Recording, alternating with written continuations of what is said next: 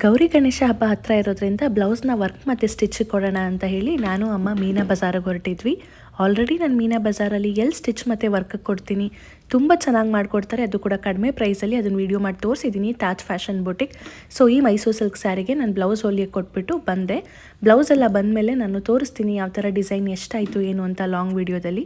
So ಬೆಳಗ್ಗೆ rice ತಿಂದಿದ್ರಿಂದ ಮಧ್ಯಾಹ್ನ ಅಡುಗೆಗೆ ಅಂತ ಹೇಳಿ ಚಪಾತಿ ಹಾಗೆ ಸಕ್ಕದಾಗಿರೋ ಎಗ್ ಡಾಬಾ ಸ್ಟೈಲ್ ಕರಿ ಮಾಡೋಣ ಅಂತ ಹೇಳಿ ಮಾಡಿದೆ. ತುಂಬಾ ಟೇಸ್ಟಿಯಾಗಿತ್ತು. ನೆಕ್ಸ್ಟ್ ಟೈಮ್ ನಾನು ರೆಸಿಪಿ ಶೇರ್ ಮಾಡ್ಕೋತೀನಿ.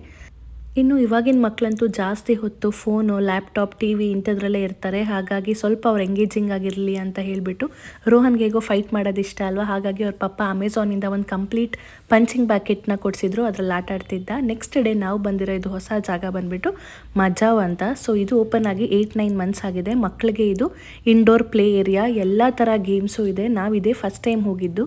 ರೋಹನ್ಗೆ ಆಟ ಆಡ್ಸೋಕ್ಕೆ ಬೇರೆ ಬೇರೆ ಜಾಗಗಳಿಗೆ ಕರ್ಕೊಂಡು ಹೋಗ್ತಾ ಇರ್ತೀವಿ ನಾವು, ಪ್ಲೇ ಏರಿಯಾಗಳಿಗೆ. ಸೊ ಸರ್ಚ್ ಮಾಡಿದಾಗ ಸಿಕ್ಕಿದ್ದು ಇದು ಒಂದು ಜಾಗ. ನಾವು ಹೋಗಿರೋ ಪ್ಲೇ ಏರಿಯಾಗಳಿಗಿಂತ ಇದು ತುಂಬ ದೊಡ್ಡದಾಗಿದೆ. ಆಮೇಲೆ ತುಂಬಾ ವೆರೈಟಿ ಆಫ್ ಗೇಮ್ಸ್ ಇದೆ ಅಂತ ಹೇಳ್ಬೋದು. ಮಕ್ಳಿಗೆ ಬೇಜಾರೇ ಆಗಲ್ಲ ಇಲ್ಲಿ ಹೋದ್ರಂತೂ.